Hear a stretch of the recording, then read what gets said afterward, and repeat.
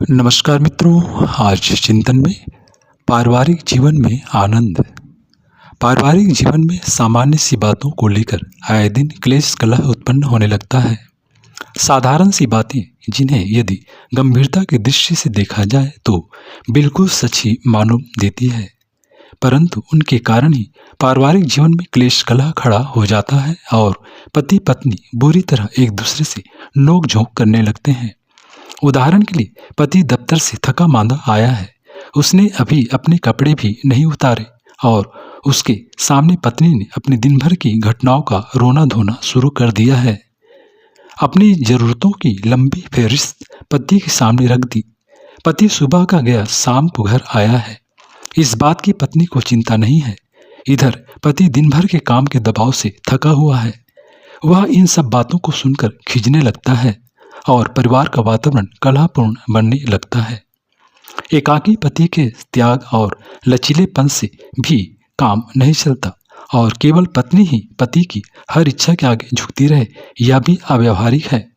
उचित तो यह है कि पति से यदि कहीं गलती होती है तो पत्नी उसे सहने और सुधारने के लिए प्रयत्नशील रहे तथा पत्नी से यदि कोई भूल होती है तो पति उसके प्रति उदारतापूर्वक विचार करे। इस प्रकार एक दूसरे को सहते हुए पारिवारिक जीवन में स्वर्ग सुख की सृष्टि की जा सकती है। कई अवसरों पर महापुरुषों ने ओछे स्वभाव की पत्नियों को भी समझदारी से निभाया है और उन्हें प्रेम तथा उदारता से सुधारा है।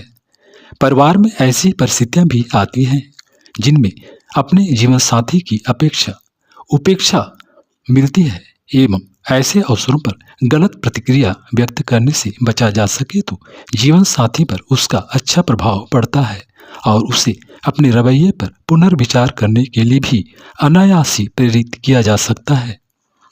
आपसी संबंधों में तनाव की स्थिति आने पर उसका समाधान स्वयं भी वैसी प्रतिक्रिया करने से नहीं हो सकता।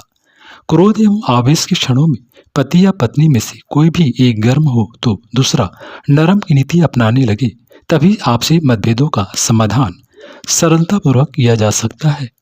अन्यथा दोनों पक्ष गर्मी के काम लेने लगे तो न केवल संबंधों में खटास उत्पन्न होती है वरन पारिवारिक घटनाएं घरों से निकलकर चौराहों की लड़ाई बन जाती है। कई परिवार हैं जहां उसे फूहड़ ढंग से झगड़े होते हैं, जिनमें मारपीट होती है कि पड़ोसी भी उन्हें जान जाते हैं।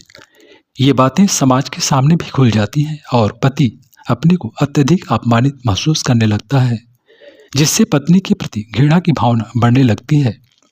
ऐसी दशा में झगड़े का जड़ को शांति से चुपके से मिलकर हल कर लें अथवा ऐसे तीसरे व्यक्ति को बुलाकर फैसला करा लें जिससे अपनी बात को बाहर खोल देने का भय न हो, तो वैसी स्थिति उत्पन्न ही नहीं होगी।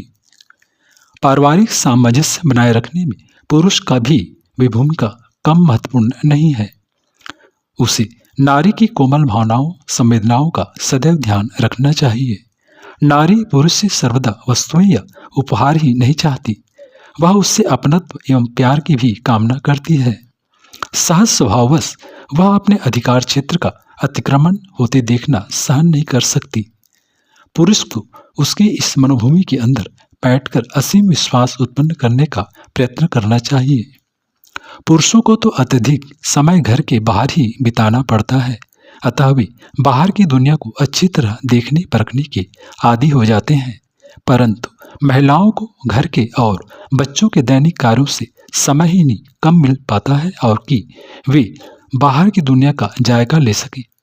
इसके लिए पुरुषों को चाहिए नियमानुसार उन्हें समय बचाकर बाहर घुमाने ले जाएं, इससे उनका भी मानसिक विकास होता रहे। समूहों में घूमने से अन्य लोगों की सभ्यता और सुरुचि से समाचार तथा कपड़े पहनने ओढ़ने के, उठने बैठने के अन्य तौर तरीके तथा इष्ट शिष्टाचार सीखने का सुअवसर प्राप्त होता है। मित्रों, पति पत्नी यदि प्रेम और स्नेहपूर्वक रहें तो बाहर के लोग भी उन्हें श्रद्धा और सम्मान की दृष्टि से देखते हैं। उस स्थिति में प्राप्त होने वाला आंतरिक संतोष, उल्लास और आनंद कहते नहीं बनता है। पति पत्नी एक समर्थ इकाई और पूरक साथी के रूप में समाज का तथा स्वयं का निर्वाह करते हुए पारिवारिक जीवन की आनंद सुधा का पान करते हुए रह सकते हैं।